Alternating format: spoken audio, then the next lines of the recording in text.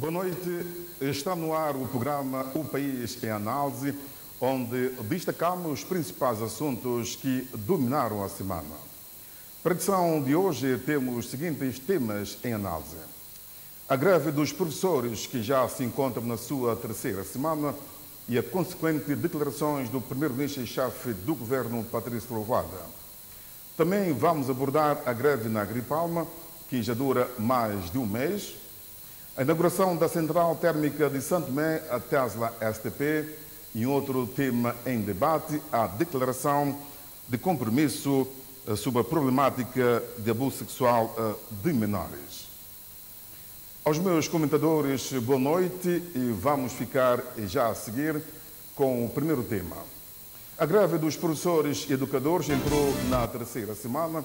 O governo e a intersindical ainda não chegaram a um acordo do ponto principal aumento de salário base de 2.500 dobras para 10.000 dobras.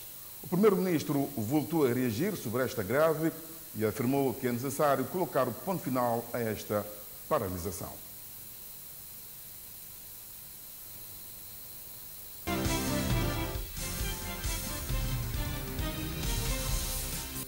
A greve, como eu já repeti, é um direito, mas é preciso sabermos acabar as greves, não é? E 3 semanas já é tempo demasiado e nós temos que acabar com a greve. Eu não sei se toda a gente tem a noção daquilo que está-se a passar. É verdade que ouvimos muitas coisas, mas é preciso ter realmente a noção daquilo que está-se a passar em relação às reivindicações. Bom, primeiro, dizer que o governo tem estado sempre a negociar e disponível para negociar. O Ministro do Trabalho, ainda no fim de semana passado, nós tivemos Conselho de Ministros, sábado, e ele depois ausentou-se e negociou até às 21 horas com a Intersindical. E a única coisa que ficou para resolver é o ponto 11, salvo erro, que é salário de base. Bom, essa questão de salário de base é preciso explicarmos bem as coisas às pessoas. Bom, quando você vai para uma negociação, é preciso partir com alguma expectativa realista. Nós já dissemos, 10.000 dobras de salário de base, você não pode começar uma negociação a pedir 10.000 dobras de salário de base. Alguém sabe qual é o salário de base do primeiro-ministro? Salário de base do primeiro-ministro, alguém sabe? Porque eu sempre defendi, vamos publicar o salário de toda a gente. Salário de base do primeiro-ministro é 9.700 dobras nesse país. Salário de base da ministra, quanto é que é? Tem a certeza? 8.000. Porque você fez escolha ou não? Porque você fez escolha. O ministro não fez escolha, salário de base, 6.000 e pouco dólares. É a realidade do país. Então, se nós mexemos no salário de base, temos que mexer no salário de base toda a gente, incluído o vosso. Então, a questão do salário de base, 10.000, não é possível. Não a não ser... o senhor próprio presidir essas negociações? Não, mas ouça uma coisa. Eu ouvi um líder sindical a dizer que não tinham confiança no governo. Então, como é que é? Ele tem que explicar por que ele não tem confiança no governo. Porque o governo não é só o primeiro-ministro. O governo é ministro, são diretores, são pessoas em quem nós temos confiança. Se nós não tivermos confiança neles, teríamos tirado. Então, se não tem confiança num diretor, tem que explicar por quê. 2. Voltando ao salário de base. Quando você vai negociar, você tem que negociar de uma maneira consistente. Pedir 10.000 só para os professores não é possível. O dia que vamos mexer no salário de base, e temos que mexer no salário de base, temos que rever toda a grelha salarial nesse país, será para toda a gente. Não pode ser só para o professor, todo o resto vai disparar, e como é que nós fazemos? Isso é uma coisa. A segunda coisa, deixar a impressão que não se está a fazer nada não é verdade. Eu volto a repetir, eu fiz as minhas contas. Dentro da classe pré-escolar, secundário e básico, primeiro ciclo, nós temos propostas que vão mexer com o salário de cada um, não da mesma maneira, mas nós temos, se nós incluímos subsídio de Natal e subsídio de férias, aquele que vai ver um acréscimo, o mais pequenino, são 15,19%. do aumento salarial, de rendimentos, digamos, não digo salário, mas rendimentos. Todos os meses, aquilo que leva para casa vai aumentar de 15,19%. Ora, a inflação está a 16%. A inflação está a 16%. E aquele que vai levar mais para casa, vai levar, incluindo subsídio de Natal e subsídio de férias, quase 40 e pouco por cento de aumento mensal que ele leva para casa. Ora, tudo bem, não chega, mas em termos de esforço percentual, é muito. E isso não inclui a atualização das carreiras. Porque se vamos depois começar a atualizar a carreira, ainda mais ele vai levar para casa. Bom, numa situação em que toda a gente conhece, em que, nomeadamente, para garantir a possibilidade mais tarde de assinarmos um acordo com a FMI, nós temos um saldo primário que é nulo. Nós não podemos mexer muito nas contas, o orçamento está fechado. Numa situação que toda a gente sabe, e aí é um exemplo, se nós não temos um acordo com a FMI, os parceiros multilaterais não conseguem nos emprestar dinheiro ou nos doar dinheiro para uma série de obras. Educação nacional não é só salário, são escolas, são transportes para os miúdos, é alimentação. 80 mil pratos servidos todos os dias. Isso tudo é educação nacional. São as bolsas. Bom, então, não é só o salário. E no salário, nós estamos, no nível dos rendimentos, estamos a fazer um esforço que toda a gente tem que reconhecer, porque não deve passar a imagem lá para fora e para os pais dos miúdos que o governo não está a fazer nada. Nós estamos abertos, nós estamos a sofrer por ver os pais e os miúdos nessa situação, mas estes são santomenses também, conhecem a realidade do país, vamos acabar essa greve. Nós estamos a esticar, fazer tudo quanto nós podemos fazer. Eu já expliquei as percentagens que nós estamos a apresentar, não é? Vamos ainda ver o que é que nós podemos aí arranhar num sítio qualquer, mas depois, por amor de Deus, 3 semanas já chega. A não ser que os objetivos sejam outros. Porque os objetivos, às vezes, não são da classe dos trabalhadores. Os objetivos são políticos. São políticos, porque hoje, mesma coisa, a Agripalma. Eu vou receber uma delegação da Agripalma. O que é que dizem? Não tem confiança no governo, não sei o quê. O que é que o governo é na Agripalma, nesse conflito? O governo é mediador. O que é que o mediador faz? O que é que um árbitro faz? Está a favor de uma equipa contra outra? Não. O mediador tem que guardar alguma distância. E eu, se vocês recordam, quando nós lançamos a primeira pedra da Marginal, eu até saí do meu lugar de mediador. O que é que eu disse? Eu disse que eu achava que a Agripalma devia fazer mais. Eu disse, toda a gente sabe. O que é que os sindicatos vêm dizer? A organização Step, o que é que vem dizer? Não tem confiança no governo, o governo não sei. Não é verdade. E eu vou receber os trabalhadores da Agripalma hoje, e eu quero vos dizer que quando ouviram que eu ia receber, algumas pessoas vão dizer ao trabalhador para não ir ter com o primeiro-ministro. Por quê? O senhor estava a perguntar se não é bom o primeiro-ministro intervir. Agora, aqueles trabalhadores, felizmente, disseram, não, vamos falar com o primeiro-ministro, porque foram dizer, não vão ao primeiro-ministro. Isso é quê? É trabalho sindical ou é política? É política.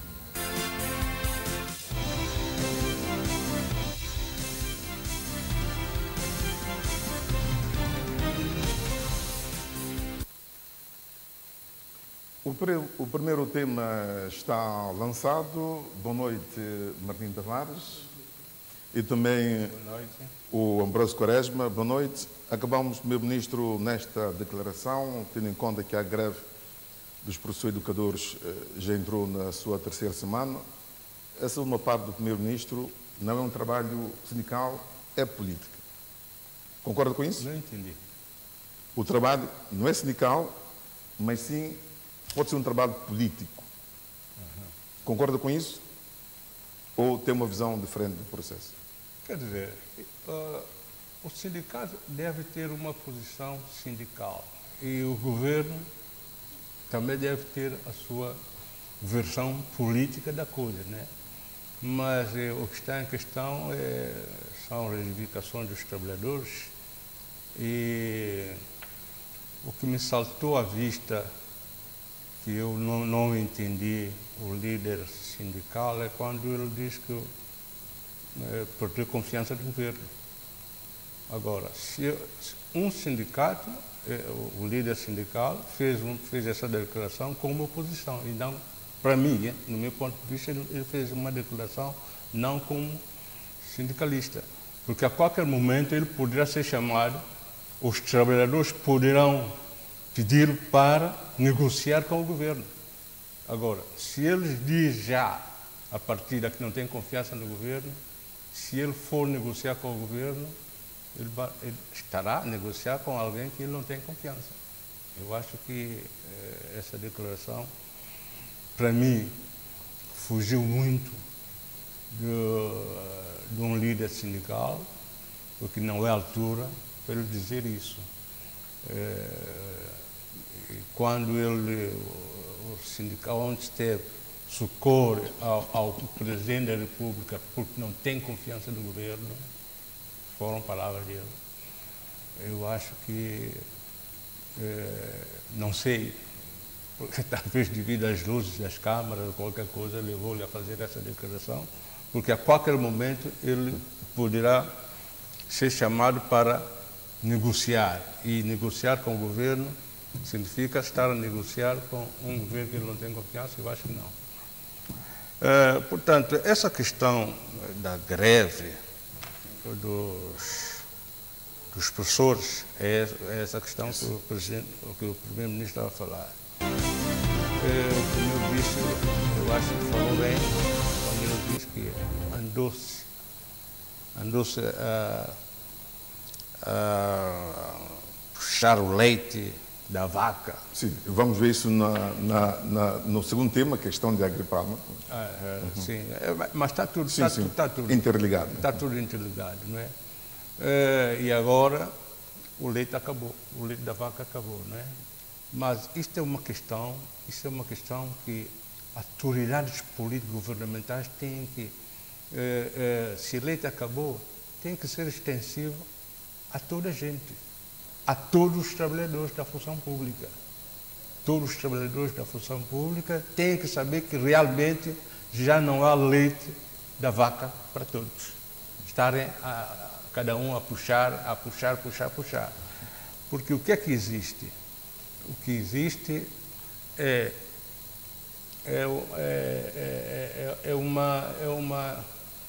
uma indisciplina na distribuição dos rendimentos salariais. Cada um, hoje entidades caras bonitas têm bom emprego, têm bom salário. E as caras feias não têm. As caras feias são a maioria, não têm. E isso não pode ser. Não pode ser. Tem que haver uma certa justiça salarial para todos. Porque o que está em causa em São Tomé e Príncipe é a forma como está a gerir esse país. O país está sendo mal gerido.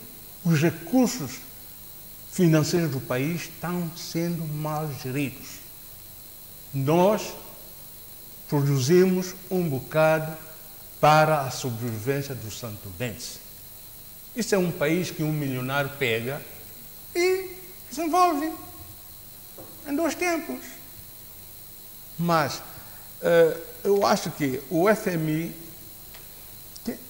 tem razão em algumas medidas. Algumas medidas que o FMI impõe são boas medidas de gestão. Por que é que o Estado é mau gestor em países democráticos? O Estado é mau gestor dos países democráticos porque, normalmente, o Estado não sabe gerir. Não sabe gerir. Hoje, nós temos um país que a República Democrática de São Tomé e Príncipe, segundo a Constituição e as leis da República, o Estado já não pode fazer negócio, o Estado não pode estar à frente das empresas, dos negócios, de importação e tudo. Por quê? Porque o Estado é um mau gestor. Recorda só quando nós tomamos a independência, se entregássemos as empresas agrícolas a pessoas que conhecem a gestão agrícola das empresas, nós não estaríamos como estamos hoje. Entregou-se isso ao Estado, e como o Estado é um mau gestor, e caindo na situação em que estamos. Por isso eu digo, se hoje o Estado já não tem a competência de gerir as empresas e coisas, mas o Estado continua a ser mau gestor em políticas governamentais. Veja só, nós já dissemos isso. O Estado sendo bom gestor, nunca teríamos 55 deputados. O Estado sendo bom gestor, nunca teríamos 6 câmaras e uma região autônoma do Príncipe com 7 presidentes. O que é isso? É tanto dinheiro, é muito dinheiro. O Estado é mau gestor em políticas governativas, temos 13 ministérios. Para quê? 13 ministérios, está a haver tanto dinheiro que se gasta com esses ministros. Ok, mas uma questão que... Vamos diretamente para a questão de greve, que nós estamos cá diretamente. Qual é a solução para esta greve? A solução para essa greve, eu ainda continuo a acreditar no nosso primeiro-ministro. O nosso primeiro-ministro, quando ele assumiu o poder, a oposição estava a rir. Porque a forma como é que eles deixaram o país, sem reserva financeira, sem combustível, e o governo encontrou formas. Até antes, no Parlamento, alguém disse ao primeiro-ministro: se o senhor conseguir resolver a questão do combustível, o senhor será um primeiro-ministro milagroso. E ele foi. Por quê? Em pouco tempo depois, ele conseguiu negociar e trazer combustível para Santo Tomé, que teve esses problemas todos de desembarque, não sei o que, ele conseguiu. Agora, a questão dessa greve, eu acho que se o primeiro-ministro tomar rédeas dessas negociações, eu acho que poderá haver uma saída nos próximos dias. Mas tem que ser ele. Eu confio nele, confio na capacidade dele a tomar as rédeas dessas negociações com os sindicatos. Okay. Com a intersindical. Okay. Temos também o Martim Tavares. Qual é a sua visão, de facto, nessas declarações do primeiro-ministro e também esta greve que já dura 3 semanas? Gostaria de cumprimentar os telespectadores e agradecer uma vez mais a oportunidade. Eu penso que o primeiro-ministro fez aquilo que se chama persuasão, uma atitude de persuasão, de modo que a outra parte, que o primeiro-ministro representa, neste caso em concreto, o patronato, eu sendo ele o chefe do governo, e portanto representa o empregador e o sindicato, os empregados, portanto, representante dos professores. Aquilo que fez um papel de dissuasão no sentido de fazer com que, primeiro, os sindicalistas se sintam pressionados na medida em que, ao fazer comparação do que é salário base das autoridades governamentais e salário base exigido, faz com que se desvie, em certa medida, o apoio popular que têm, ou pelo menos reduz o apoio popular, ou pelo menos se levanta a questão de algum questionamento quanto à legitimidade dos professores reivindicarem este nível. Depois há outro aspecto que o primeiro-ministro faz uma certa dissuasão no sentido de quem quiser prolongar mais a situação, ficará ele com o ônus. Só que é preciso fazer uma leitura descomprometida disto. Primeiro, não confundamos o que é salário base com o rendimento de trabalho. O que está em causa, por essa razão há essa destoada, é que o que está em causa, e eu julgo ser esta a questão fundamental, é o rendimento do trabalho que no fim do mês representa a sua capacidade de sobrevivência. É preciso encontrar um termo que seja comum, quer pela parte do empregador, quer pela parte do sindicalista, de modo que não esteja em causa a terminologia, mas a capacidade de negociar uma saída em que se melhore as condições de poder de compra dos professores. Essa é que é a questão que deve ser equacionada. De modo que ninguém se vê como perdedor e o outro como vencedor. Eu percebo que nessas coisas há táticas, há estratégia, e a estratégia do governo pareceu-me inclinar um pouco pelo cansaço, mas parece que a intransigência dos sindicalistas não se sentiram cansados. Daí a essa persuasão e até um certo ponto dissuadidos de tentar prorrogar.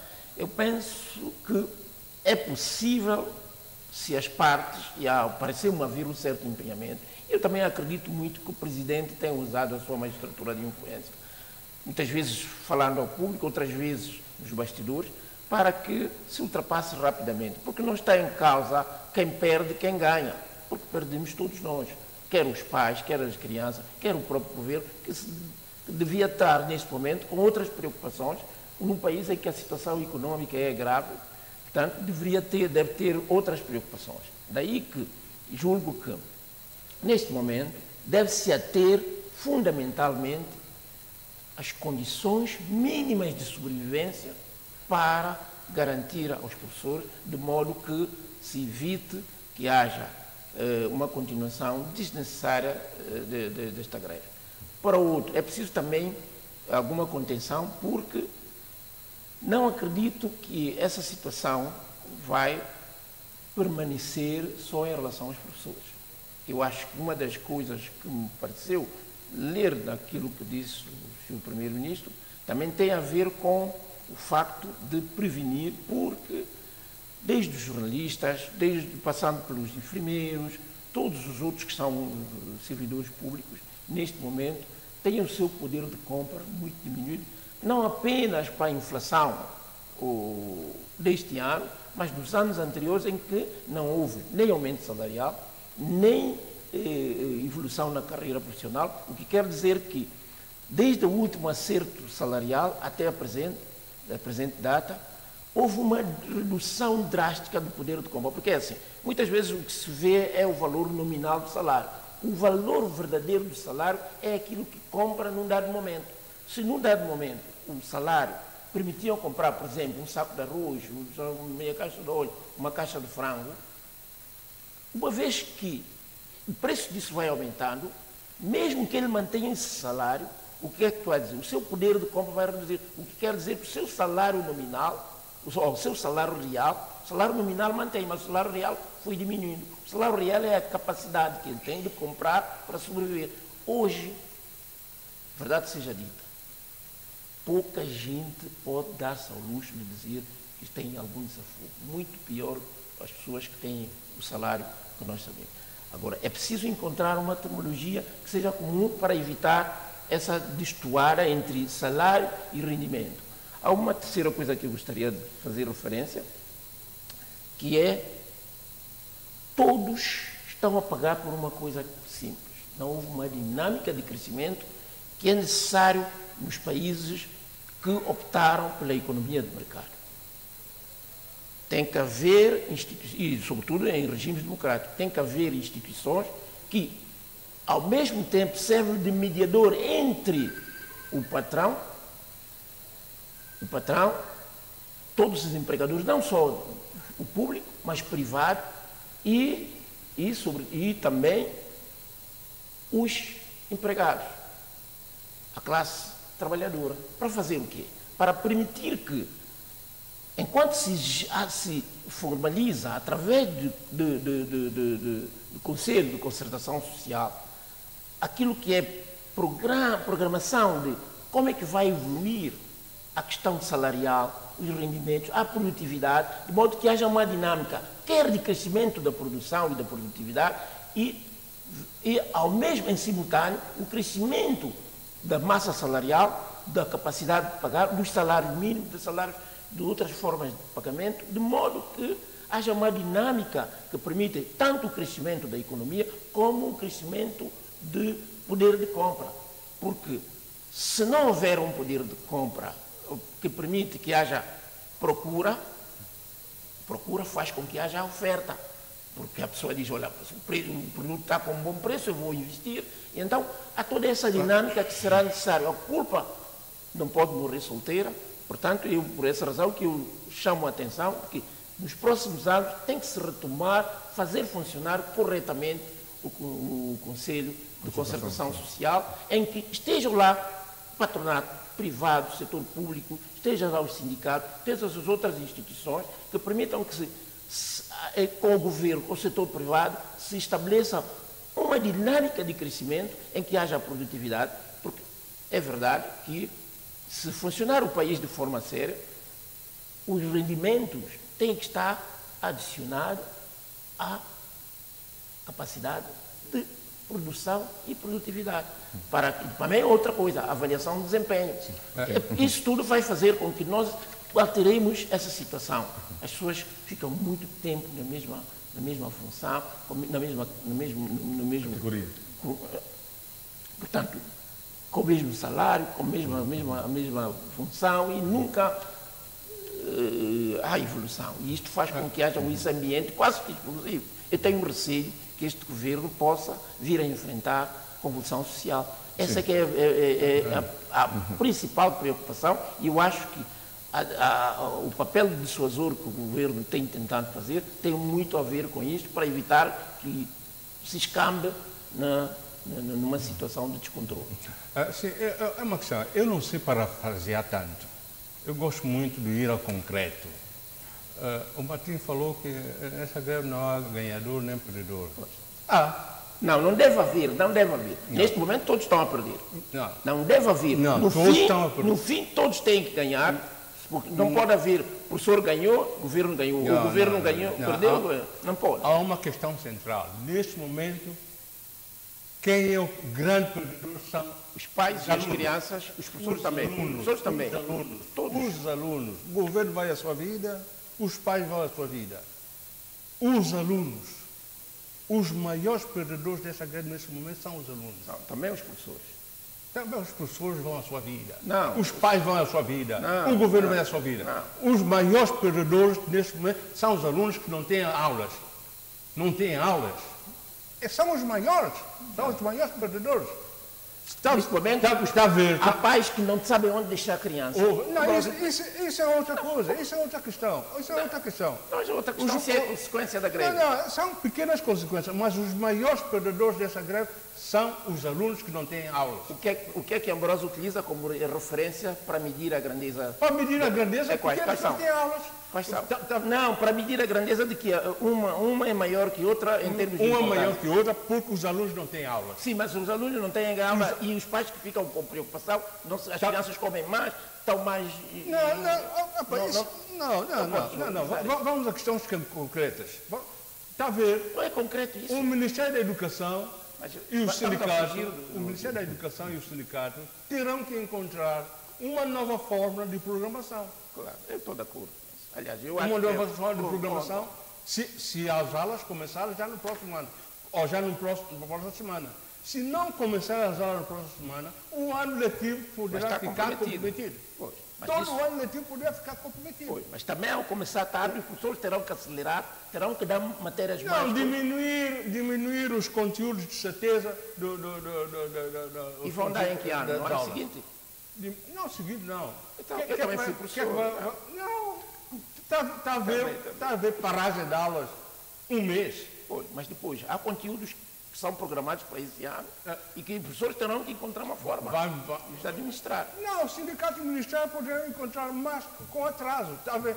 Claro, eu não acredito com esse atraso que o ano letivo 2024, 2025 pode ser recuperado, mas com comprometimento. Possa iniciar em setembro. Eu não acredito. Pode haver acertos, mas não acertos com consequências para os alunos. Naturalmente, mas não é só diminuir. Estás a ver? Eu tenho aulas, eu tenho 5 aulas para dar. Só vou dar 3. Há conteúdos que os alunos não vão ser beneficiados. Então, meus senhores, para nós pudéssemos ultrapassar esse tema, vocês como um analista, acham que poderá haver um entendimento muito bravo? Eu creio que sim.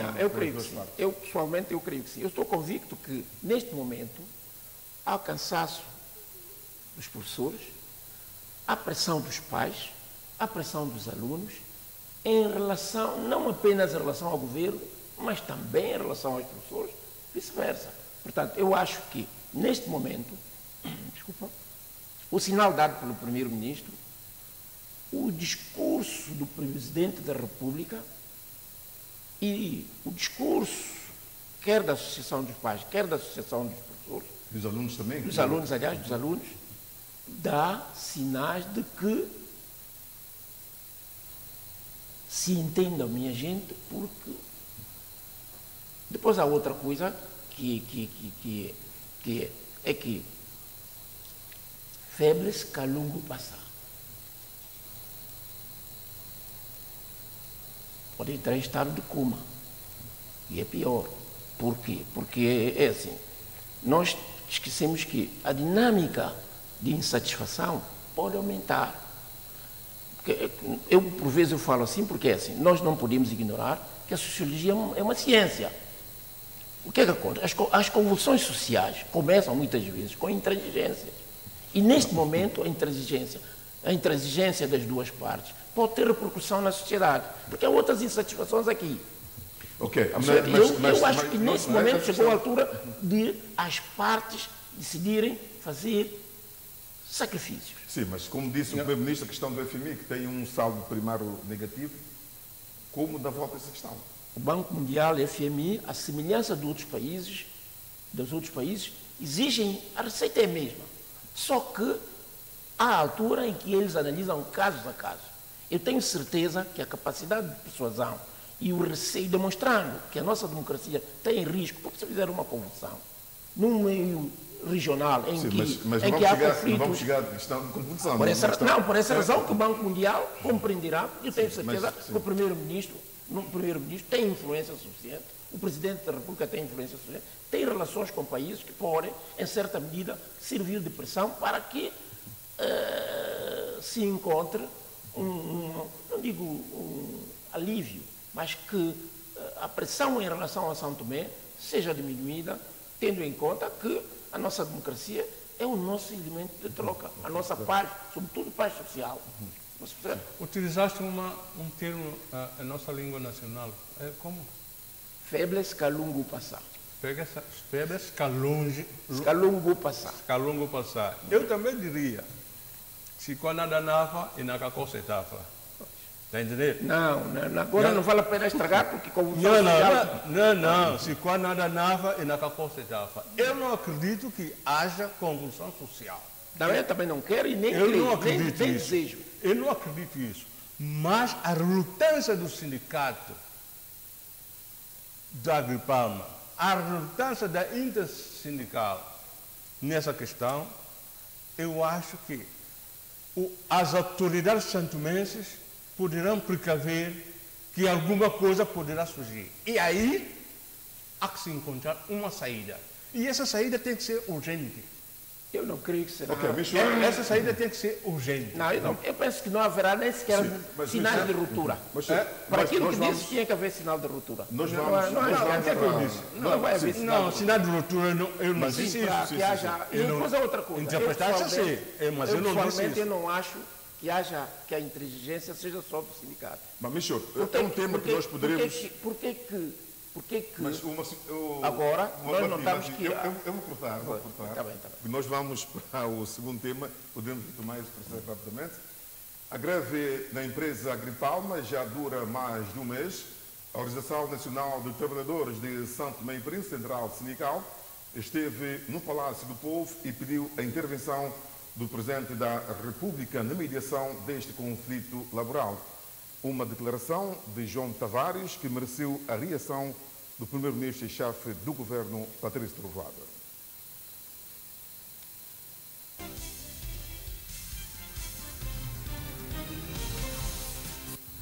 A empresa Agripalma enfrenta uma greve de trabalhadores acima de 30 dias, o que está a preocupar a Organização Nacional de Trabalhadores de São Tomé e Príncipe, Central Sindical. O capital principal daquela empresa são trabalhadores. E sendo assim, não é compreensível, não dá para entender como é que um gestor pode deixar uma empresa viver com greve acima de 30 dias.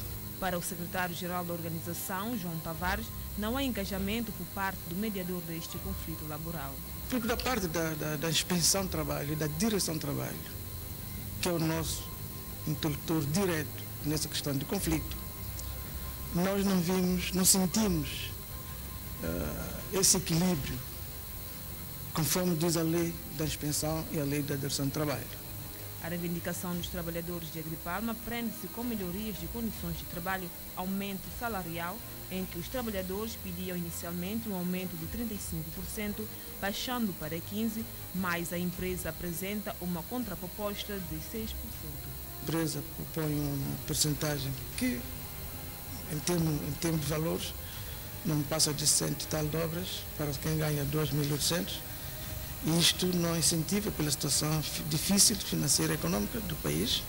João Tavares é de opinião que, no caso as autoridades não levem em conta o custo de vida da população, o país poderá conhecer uma convulsão social. A prova disso é que essas manifestações, as greves, e se o gestor do país não precaver, a situação poderá complicar-se muito mais. Vai sair o presidente da República, sai de lá, começa-se a falar, o país vai entrar em convulsão, os preços estão a disparar como? Encontrei um país com uma inflação de 25,6%, sem divisas para podermos importar. Os preços gerais estão a disparar? Não é verdade. Cebola disparou, açúcar disparou, arroz é capaz de disparar nos próximos dias, mas por quê? Por causa do governo. Toda a gente sabe por quê? Porque não há divisas. Quem deixou o país sem divisas? Fui eu. Os preços estão a disparar porque muitos barcos já não param por Santo Tomé. Isso tudo é um conjunto de situação que toda a gente conhece. Líderes sindicais que estão a dirigir sindicais há mais de 20 anos, eles não sabem disso? Não sei porque eles não têm um mandato que acaba como toda a gente. Então, desculpa, estão 20 anos com vários governos. E quando eles assinaram com o governo anterior o aumento do salário mínimo numa coisa que era irrealística, aqueles próprios não acreditavam, porque tinham confiança naquele governo, eram amigos, eu não sou amigo. Então, vamos explicar às pessoas como é que as coisas são. Temos que falar claro nesse país. Temos que falar claro. Aqui não é nenhuma vaca que toda a gente vem, espreme para tirar o leite. A vaca já não tem leite. Então, temos que ter a coragem de falar as coisas como elas são. Como elas são. E a partir daqui, toda a gente tem que saber, porque nós somos todos santomenses. E a partir daí vamos ver como é que temos um caminho para sair da crise. E esse caminho estamos a sair paulatinamente. E parece que quando as pessoas veem que estamos a sair do caminho, gostam de puxar para baixo. Mas vamos sair desse caminho.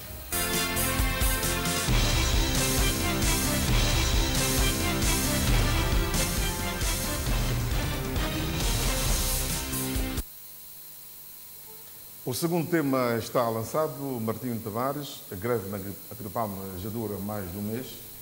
Vimos a intervenção do secretário-geral da ONUSTEP,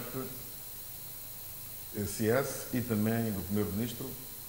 A saída também para isto está um pouco comprometida essa questão. Eu penso que a situação em relação aos professores é diferente. Neste caso é complicado porque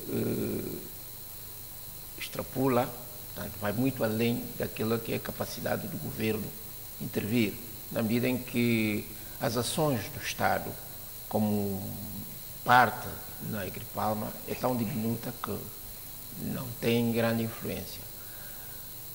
O que o governo pode fazer neste caso é, como está a fazer, alguma pressão nas duas partes para que possa chegar a um termo. Mas a solução, do meu ponto de vista, acho que terá que passar por alguma pressão, sobretudo, não apenas em relação a isso, mas sobretudo a entidade patronal. Porque se vendeu a ideia de que a Agripalma tinha uma grande capacidade de produção, é a maior exportadora de São Tomé e Príncipe, e numa situação em que nós sabemos qual é o que se paga lá, e a meio um aumento de salário de 100 e tal dobras, quando se vendeu essa imagem, a gente sabe qual é a capacidade de exportação, eu acho que, não conheço qual é a situação financeira, mas deixa transparecer alguma, não digo imoralidade, mas algo que me parece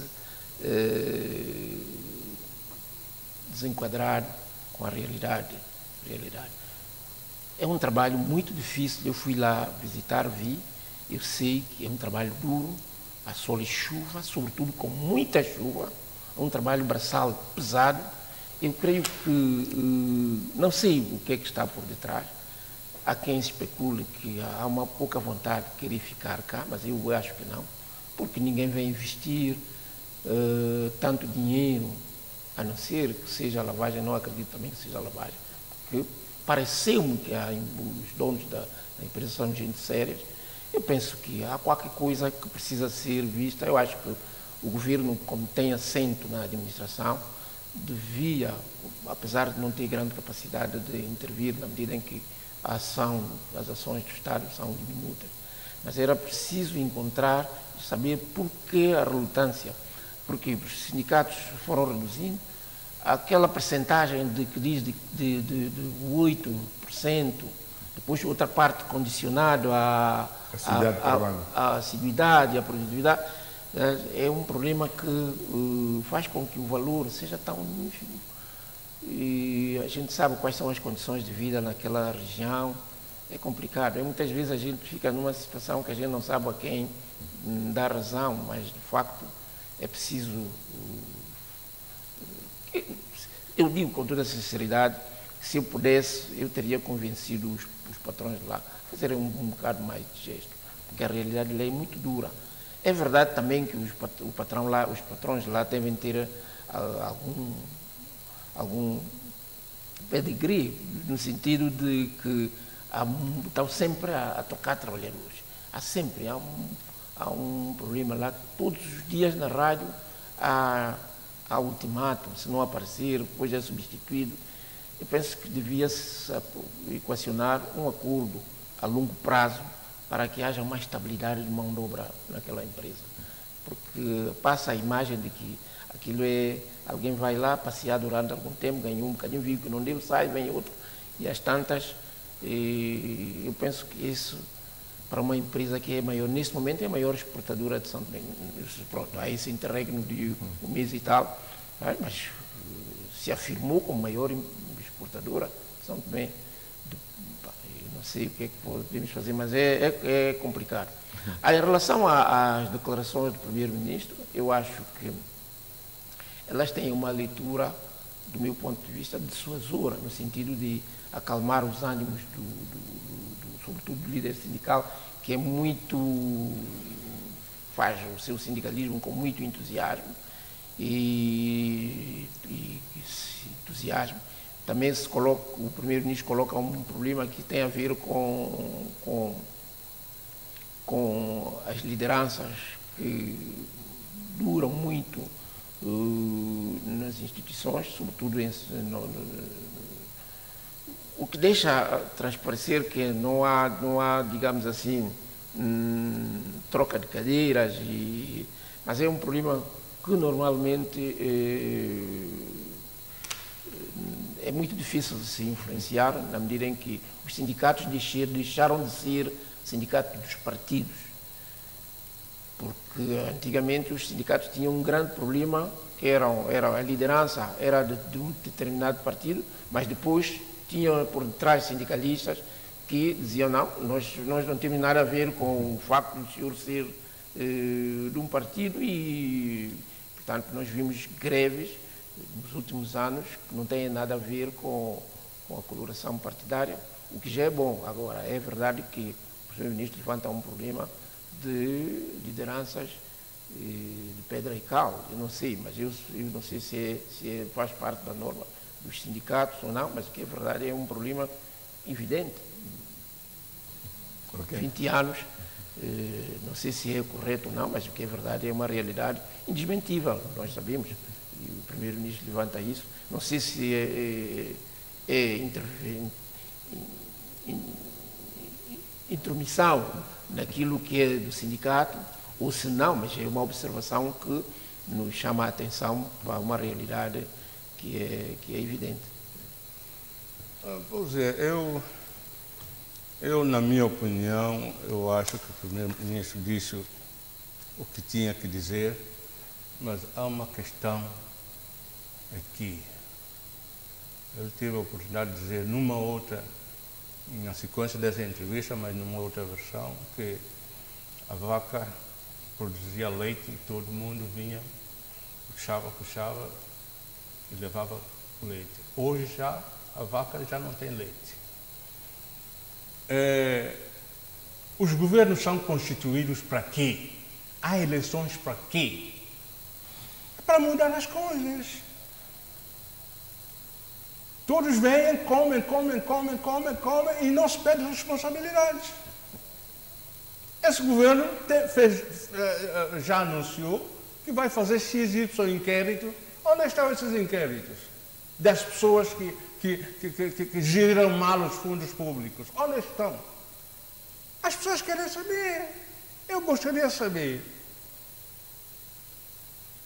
O primeiro-ministro acabou de dizer a questão de compra de combustível, que havia outro país, outra empresa que podia vender combustível mais barato, mas a ENCO andou a comprar combustível mais caro. Ninguém sabe nada disso. Onde é que estão os inquéritos? Tem que se pedir responsabilidades. Cada um vem, tira de leite da vaca granel e vai-se embora e não se pede responsabilidades. E aí está. Porque um governo, o primeiro-ministro acaba de dizer ultimamente que são 15 mil funcionários públicos, 15 mil funcionários físicos, mas o Estado paga salário a 20 mil. Nós queremos saber que o governo torne público isso. Quer dizer, os governos são para isso. O povo vai eleger os governos para ter melhores dias da sua vida. O povo confiou muito em Patrício Trovoada. O povo quer ter melhor vida que teve com o anterior governo. E os ministros têm que trabalhar. As pessoas têm que trabalhar. As pessoas não são para estar a pôr gravata, exibir carro, não sei o quê. São para trabalhar e trabalhar com o povo. Nada dessas questões nós estaríamos aqui a discutir. Nada disso. Há N problemas sociais para serem resolvidos, que não estão a ser resolvidos porque cada um vem, faz o seu show-off e tal, e vai-se embora. Nós vamos ficar num país assim. Por isso, ultimamente, eu acabei de dizer, numa entrevista, quando eu falava da liderança do João Bonfim, que ele tem que ter muita criatividade das coisas. Muita criatividade e muita imaginação. Essa criatividade e imaginação, há muita coisa aí. Eu não sei parafrasear muito, eu vou no concreto das coisas. O governo tem que resolver essa questão da greve. Ele foi mandatado para resolver as questões da sociedade. E eu acho que o governo, que o primeiro-ministro tomar as rédeas, eu ainda tenho essa esperança, não perco essa esperança, tomar as rédeas dessas negociações e acabar bem com essa greve. Mas tem que assumir. No caso de Agripalma, o que é que o governo deve fazer para isto? O caso de Agripalma. Se fosse o primeiro-ministro. Eu ia para lá. Se fosse o primeiro-ministro nesse momento, o que é que faria? Há uma questão que eu não sei o que é que o primeiro-ministro faria ou não faria. Mas é uma questão que eu coloco. Esses empresários vêm cá investir. Quais são os compromissos que eles têm escrito para o país e com os trabalhadores? Quais são os compromissos que eles assumiram? Eu não sei. Normalmente, quando empresas vêm investir no país, um Estado de Direito tem que dizer: olha, vocês estavam a vir produzir, sim senhor, mas os nossos trabalhadores deviam, às vezes, até dizem que quando os investidores vêm cá, vêm com o propósito de com um salário superior ao que se paga no país. Mas os governos não deixam. Não sei se isso é verdade. Isso é uma especulação. Não sei quais são os compromissos que essa empresa assumiu com os trabalhadores e numa zona que chove bastante, e as pessoas pegam, está a ver o que está a cortar ali com gancho? Está a ver? Então, quer dizer, será que esses trabalhadores usufruem de condições reais de trabalho que eles prestam? Há instituições que andam a monitorizar isso.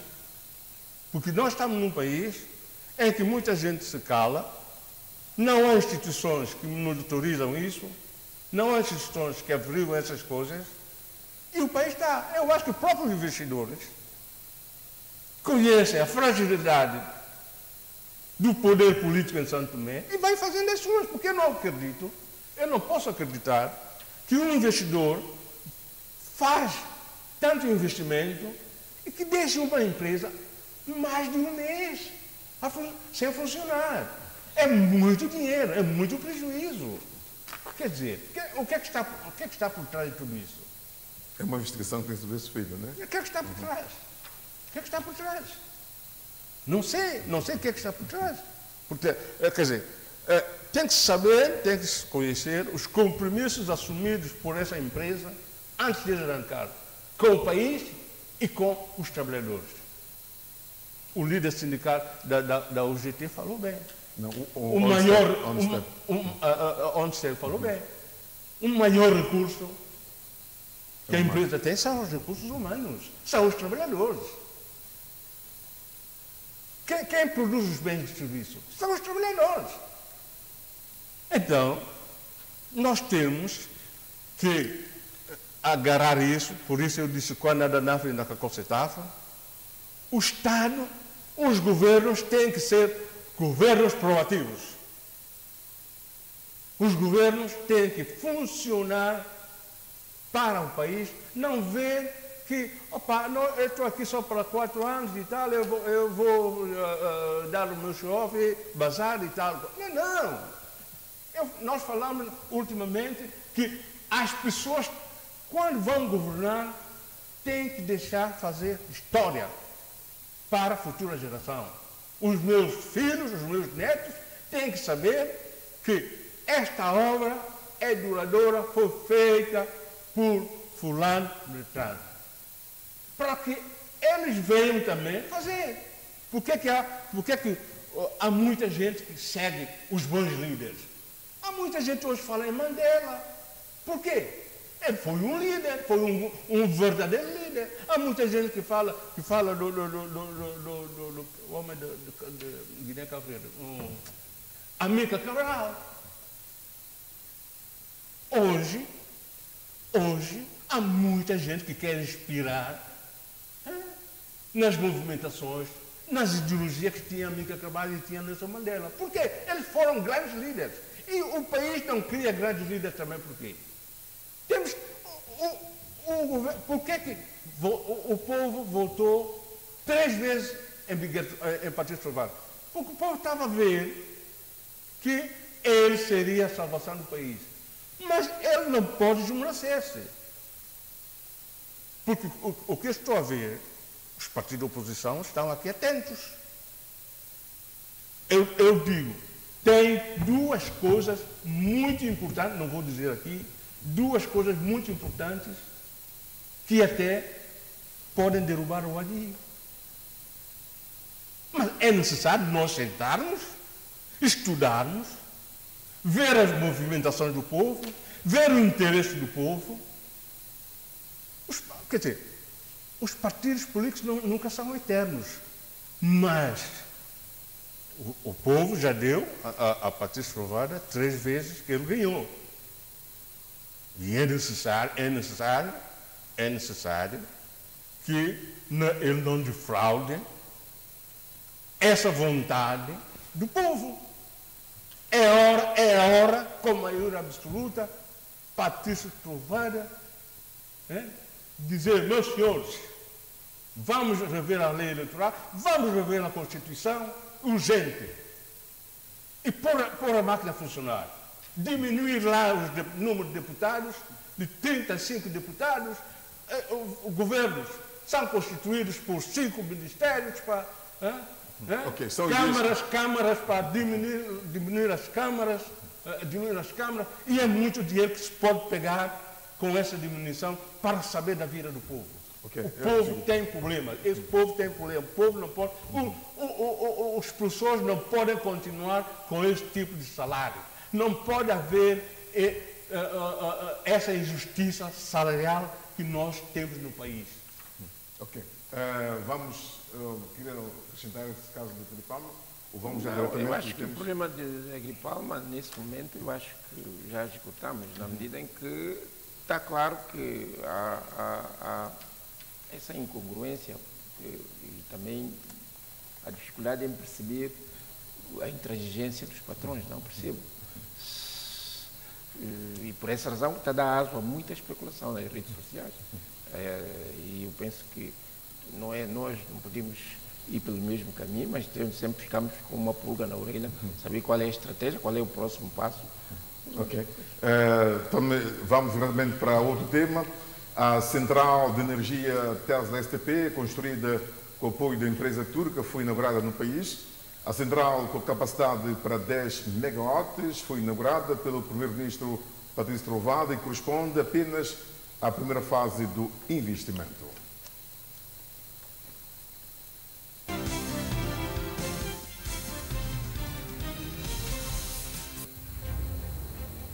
Depois de cerca de 6 meses de um trabalho que consistiu na reabilitação da infraestrutura e na instalação de 5 novos grupos de geradores, a central térmica Tesla STP acaba de ser oficialmente inaugurada.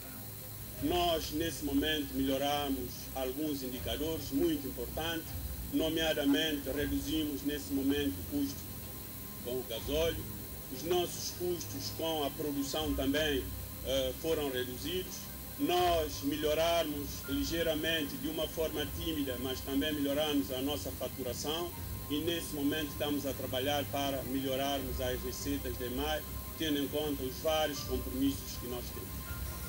Com capacidade de produção energética até 10 megawatts, a nova central térmica é um investimento da empresa turca atraído pelo governo santomense. A FP Group, we work in different countries and we have worked. O grupo FP trabalha em diferentes países. In many places in Africa. Em vários países em África. Patrício Trovoada reconheceu o facto da empresa turca ter sido a única que decidiu investir na melhoria da situação energética do país e manifestou-se bastante satisfeito pelo resultado deste investimento. De facto, a Tesla teve essa confiança no país, confiança nos santomenses, confiança no governo para arriscar.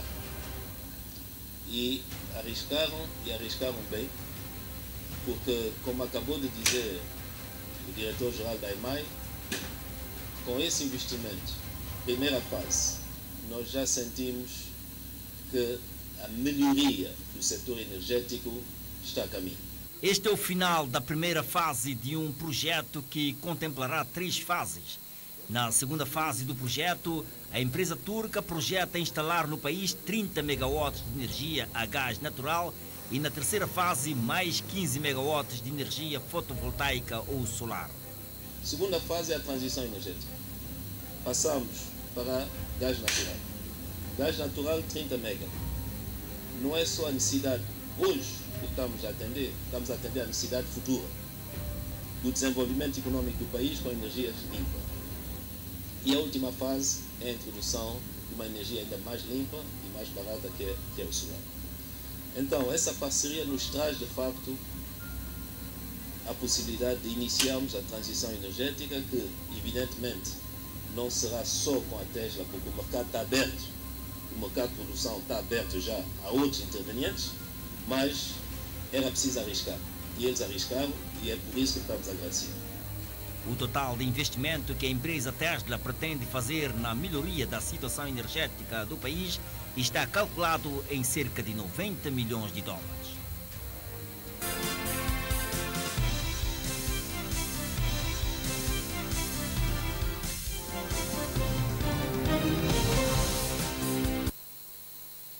Inauguração da nova central.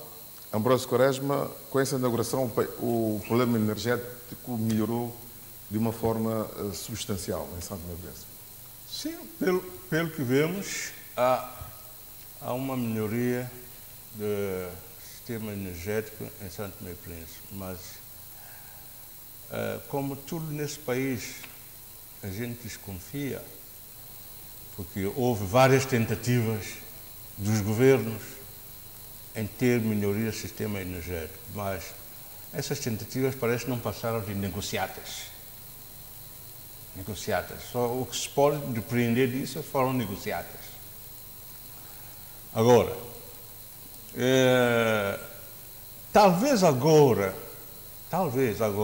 com uma empresa estrangeira e que os seus representantes estão cá, poderá não haver sabotagem, porque essa empresa está cá, fez o seu investimento, se bem que investimento sempre tem riscos, mas eles quererão obter lucros, porque ninguém investe para nada, toda a gente investe para ter lucros, não é? Esperemos que não volte a acontecer a questão das camisolas, que se falou aqui tanto, no gerador, não sei o quê, avaria constante dos geradores, não sei o quê, uma série de coisas que a gente nunca entende. O primeiro-ministro falou que vai haver melhoria do sistema energético. Está tudo a caminho. Agora, estou em crer que até agora parece um grande passo, um bom passo que esse governo deu. É a única coisa agora que esse governo talvez cumpriu ou está a cumprir da sua promessa eleitoral.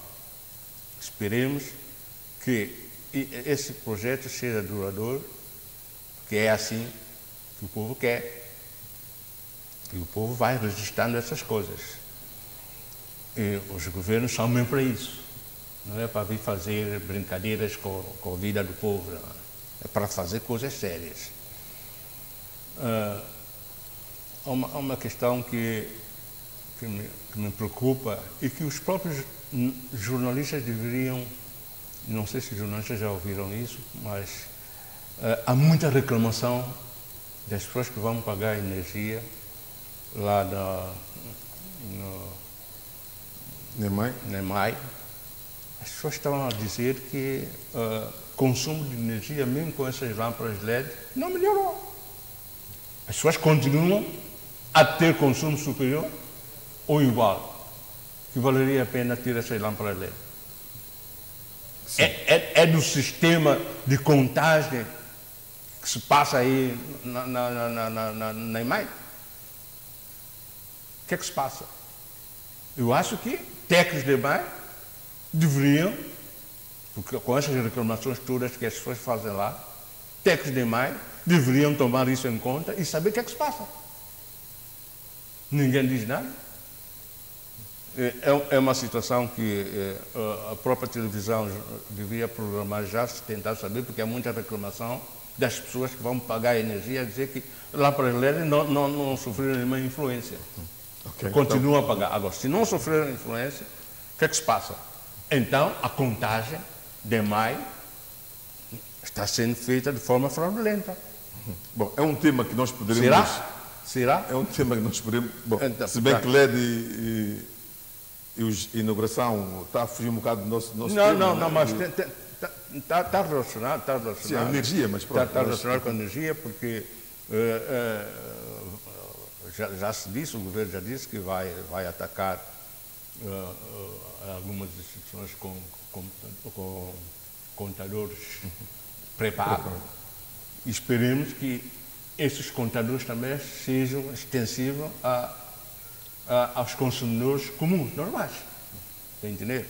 Esperemos que isso seja feito, porque a melhoria da condição do povo tem que ser evidente.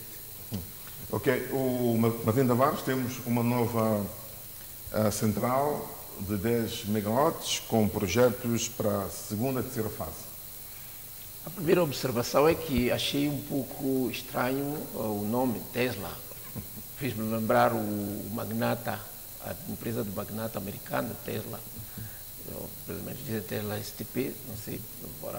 A Tesla é uma marca americana que investe na área de tecnologias, novas tecnologias e, sobretudo, em aeroespacial, na área aeroespacial e outros investimentos. Mas pronto, seja como for, eu queria fazer essa observação porque achei assim algo um pouco desgarrado. Mas é assim, nós temos ganhos. É inevitável, é incontornável. Há ganhos. Ganhos, por quê? Porque nesse momento a energia tem uma relativa estabilidade. Há cortes, mas são cortes pontuais que não ferem e nada comparável com aquilo que se tinha. Não belisca com a qualidade que tínhamos atual. Há um problema que me parece, é que esses geradores, não sei se, mas eu acho que em muitos sítios não atinge os 220 volts. Não sei, porque a maior parte dos países hoje já produzem energia, a chamada autovoltagem, que vai dos 130, até nem chegam a 200, e na nossa realidade, porque os equipamentos, o modelo que tínhamos era de 220, 250 volts. Não sei o que é que se passa, mas, seja como for, há este ganho. Só que há áreas que ainda não há ganhos nenhum, ou que ainda algumas desvantagens são vivenciadas. Nós temos a questão do Príncipe, porque o investimento, o Príncipe tem um problema de energia crônico ainda, tanto é que agora, neste momento, estão lá a resolver o problema. É preciso que se leve esse ganho ao Príncipe para haver continuidade, porque a descontinuidade pode ainda alimentar o descontentamento, porque no passado houve investimentos que foram bons aqui, mas que lá no Príncipe há essa desvantagem. Há outra que tem a ver, agora se levantou o véu, que é o problema da contagem, porque eu próprio também sou um consumidor, notei que a energia da minha casa, mesmo com diminuição e até compra nos últimos tempos os eletrodomésticos que vêm naturalmente do grupo A, B, C, que são de menor consumo, mas energia, a faturação vem com um valor, em alguns casos, superiores. Eu não sei porquê, de facto. Eu gostaria de pedir, isso é uma minha sugestão, que se acelerasse o processo da substituição de contadores. Contadores pré-pagos têm muito maior vantagem para as duas partes.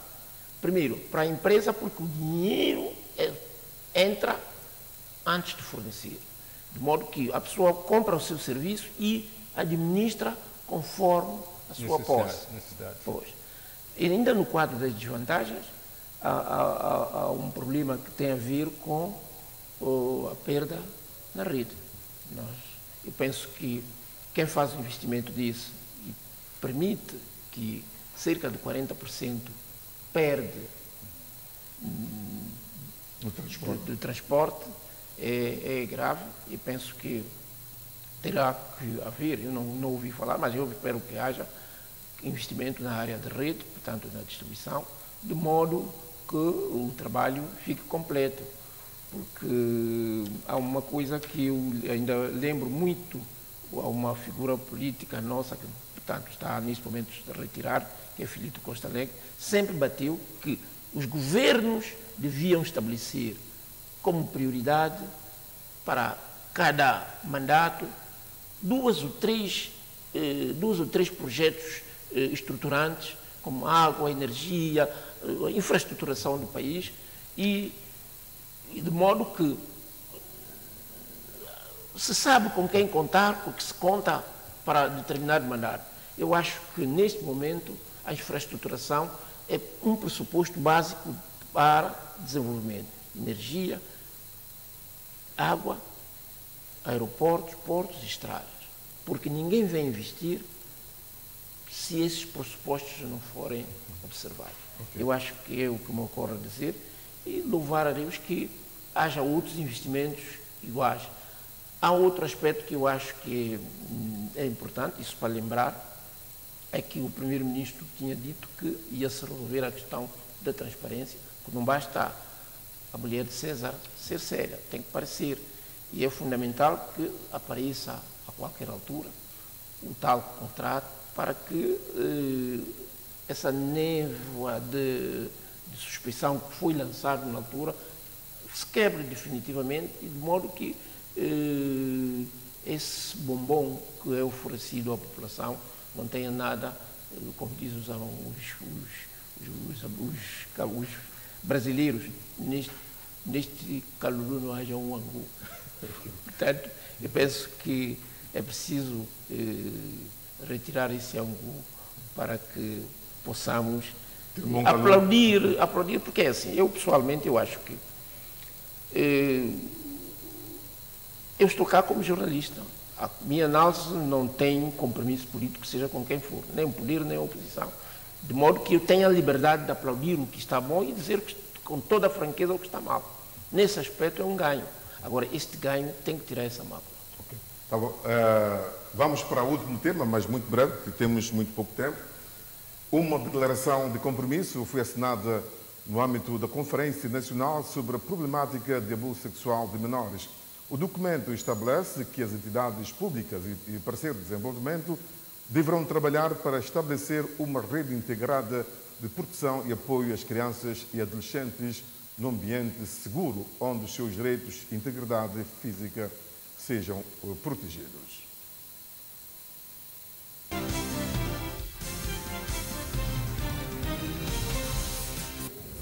A Declaração de Compromisso estabelece tolerância zero para todas as formas de violência contra as crianças, incluindo o castigo físico. Assinaram o documento as ministras da Justiça e Administração Pública e Direitos Humanos, da Educação e Ciência, do Trabalho e Solidariedade, da Saúde e dos Direitos da Mulher. O Procurador-Geral da República, representante do Fundo das Nações Unidas para a Infância, o Presidente da República testemunhou o documento, tendo considerado que o abuso sexual de menores tornou-se um tema que envolve a todos. O assunto é de tão grande importância, mexe tanto conosco, com as nossas vidas, que trazê-lo ao cotidiano dessa maneira, eu acho que era o que nos faltava fazer. Porque este assunto tem dividido opiniões, tem dividido pessoas, tem criado mal-estar dentro da família e tem levado mal-estar ao nível da administração pública. Carlos Villanova lembrou algum mal-entendido que chegou a ter com o Procurador-Geral da República por causa do tratamento que era dado pelo Ministério Público a alguns casos de abuso sexual. O senhor Presidente fez um caso, mas com o seu Procurador tive momentos calorosos, tive momentos, se eu tivesse andado com um sentimento normal, nós não estaríamos de relações cortadas. De coisas que eu soube e que eu pedia ao Ministério Público e que eu não conseguia compreender. Hoje eu percebi melhor a tramitação processual, tudo isso que vocês nos ensinaram aqui hoje, eu aprendi, mas na altura não percebi. Por isso eu devo dizer que a determinada altura foi pouco justo consigo, Sr. Procurador. Porque eu não percebia porque o infrator em flagrante delito convive comigo na rua. Não percebi. E então, vamos dizer, disseram aqui, é preciso formação, é preciso capacitação. É verdade. Mas a tramitação incorreta de um processo que chega à Procuradoria, é todo ele tão mal feito que eles não podem fazer nada. É por falta de formação, de capacitação, ou por falta de engajamento profissional das pessoas. O texto define igualmente que as partes assumem o compromisso de garantir a promoção da saúde e bem-estar, incluindo o acesso ao serviço de saúde mental e suporte às vítimas de abuso e violência. Não é preciso que eu queime com fogo para que eu saia da queimadura, dói, custa sarar. Não é preciso que a coisa me tome. O que está a tocar aos meus conterrâneos a cidadã são-metrista, nós temos que estar aí longe demais. A assinatura de uma declaração de compromisso entre o Governo, Procuradoria-Geral da República, a Unicef, encerra a Conferência Nacional sobre a Problemática do Abuso Sexual de Menores.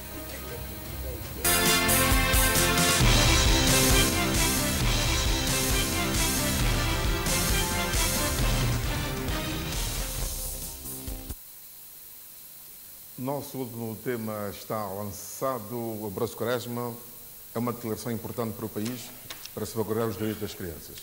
É sempre importante. É uma declaração que eu acho que é importante, mas espero que não seja uma declaração de laissez-faire, laissez-passer. Porque, independentemente dessa declaração de compromisso, as leis do país.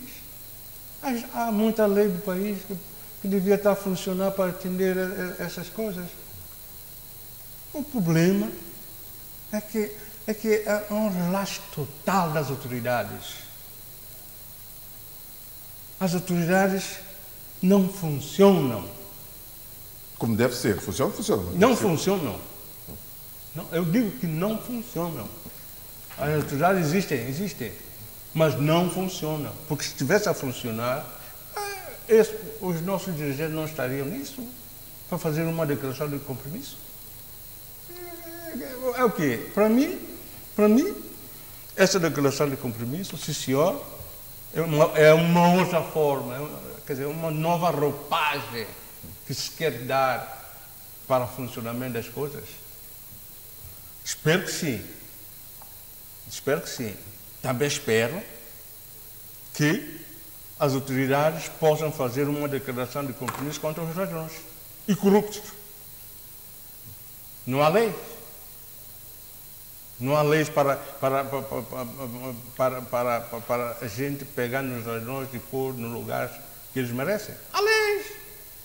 A Procuradoria-Geral da República existe para quê? A polícia existe para quê? A polícia judiciária existe para quê? Para estar aqui só a dizer que estão a fazer, mas não estão a fazer. Refugiando muitas vezes em falta de condições? Não. Há muita falta de condições nesse país para se trabalhar também. Mas deveria-se fazer mais. Com as condições que existem, pode-se fazer mais. Então não há condições para os alunos dar aula, mas os professores estão a dar aula, os alunos estão a passar, estão a fazer, sim, senhor. Por que outras instituições as coisas não funcionam? Há regras, há leis. Então as coisas têm que funcionar. Eu espero que as autoridades... Hoje muita gente não pode plantar, pede as pessoas para plantar. Eu não consigo plantar na minha roça. Porque tudo que eu planto lá, os ladrões levam. Vai-se à polícia, identifica os ladrões, o que é que passa? Nada, não fazem nada. Muita gente fala, o tomate está muito caro, hortaliças estão caras, não sei o quê. Por quê? Alguns dizem, não há incentivo para as pessoas plantarem, porque os ladrões não deixam. As autoridades existem para quê? Protegem os ladrões. Há muito ladrão no nosso país. Há muitos ladrões. Há ladrões que têm crista, há ladrões que não têm crista. Está entendendo? Ok. Ok, Bruno. Vamos para Martim Tavares, para a gente concluir o processo. Está na minha linha de pensamento de Abraço Quaresma? Sim, mas é assim, eu acho que o Presidente cumpre um papel de manter em permanente visibilidade o problema para que não caia no esquecimento e também para que haja melhorias significativas. É verdade que já há ganhos. Neste momento, é um problema que tem muita visibilidade porque aumentou substancialmente a denúncia. Depois, algumas leis foram revistas. O que falta, como diz Ambrósio, é uma maior aplicação Mas eu estou a crer que, com as alterações que estão a ser feitas, quer do funcionamento, quer de algum apoio que se está à criação de condições nos tribunais, e também na polícia científica, porque hoje não se pode condenar com base apenas na presunção. Eu presumo, hoje é preciso que haja investimentos, sobretudo na área da medicina legal, e que, neste momento, acho que também que está-se a dar grande importância à questão da observação, criando uma sala especial para ouvir, porque tem que se proteger, sobretudo no caso de menores. E também, como se diz, não se pode condenar sem o ônus da prova. Durante muito tempo, em São Tomé, foi-se condenado sem o ônus da prova. Hoje é preciso dar-se, e para isso, tratando-se de uma questão de alguma suscetibilidade e também de complexidade, é preciso que se invista na área de medicina legal. Eu penso que neste momento, pelo que disse a senhora ministra elencou, acho que está-se no bom caminho, sobretudo com o apoio quer da OMS, quer do PNUD e também de alguns países amigos. Há o aspecto de apoio psicológico, que é fundamental para que não perdure por muito tempo as consequências comportamentais. Eu penso que, no geral, é isso que me ocorre. E também é uma questão que mantém candente e na agenda da comunidade internacional, e é natural que em São Tomé, sobretudo porque a Unicef tem como principal bandeira a questão da proteção de menores, e eu acho que o governo terá e tem todo o suporte, quer material, financeiro, apoio para que se mantenha como na agenda esta preocupação. É tudo o que me ocorre dizer. Muito obrigado. Ambrósio Quaresma, também muito obrigado, meus senhores. Obrigado. E concluímos mais uma edição deste programa, O País em Análise. Esperamos regressar na próxima ocasião. Boa noite.